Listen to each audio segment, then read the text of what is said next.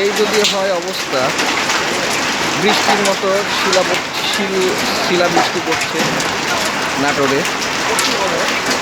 কৃষকের মাথায় হাত। এখনও পেঁয়াজ তোলা হয়নি, অনেকের গম কাটা হয়নি, মাত্র ধানের শীষ বেরোচ্ছে।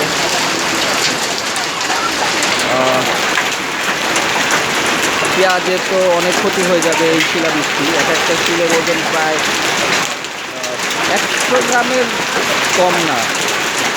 চলো ওরে মা, আল্লাহ সবাইকে হেদায়েত করো।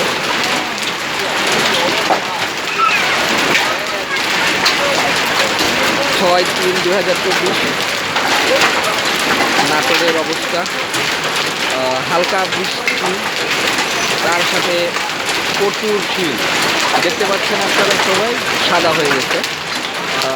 এই শিলের কারণে কোনো বাসও থাকছে না। আসলে অনেকে ক্ষতিগ্রস্ত হয়ে গেল। আপনাদেরকে যে বিষয়টা দেখাতে চাচ্ছি,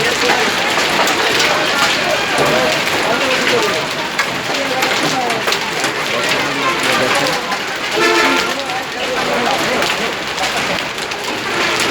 প্রচুর পরিমাণে।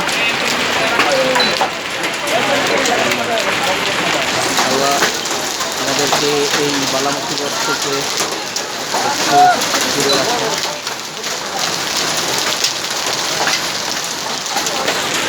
কৃষকদের প্রচুর পরিমাণে ক্ষতি সাধন হলো আজকে।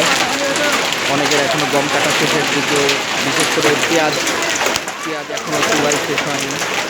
পেঁয়াজের আসলে ব্যাপক পরিমাণে ক্ষতি।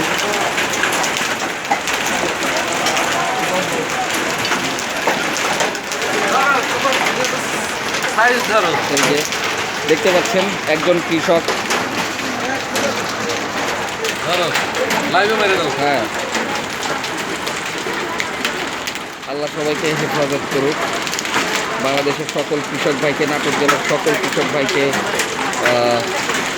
এই বিপদের হাত থেকে, বালা মুসিবত থেকে দূরে রাখুক। মোটামুটি ভিডিও করার আগ থেকে, অর্থাৎ ভিডিও এখন যা চলছে এখান থেকে আরও 4 মিনিট 5 মিনিট আগ থেকে শুরু হয়েছে।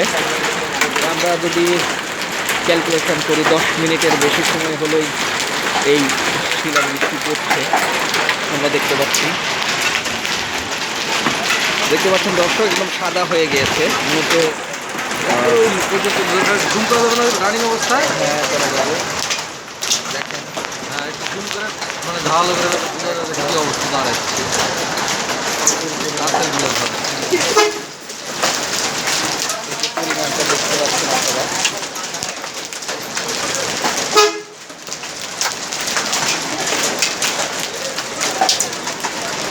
ফসলের জন্য এতটুকুই যথেষ্ট। হ্যাঁ, এতটুকুই যথেষ্ট। মোটামুটি 10 মিনিট হলো বৃষ্টি হচ্ছে।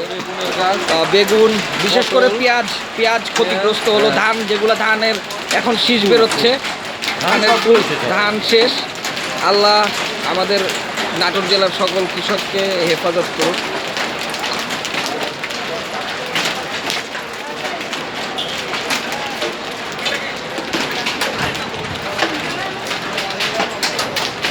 একদম ফুল যেইভাবে পড়ে সেইভাবে পড়ে আছে। চিন্তা করতে পারছো? হ্যাঁ, এতক্ষণ আগে পড়তে, তাও ধরো অবস্থান কত?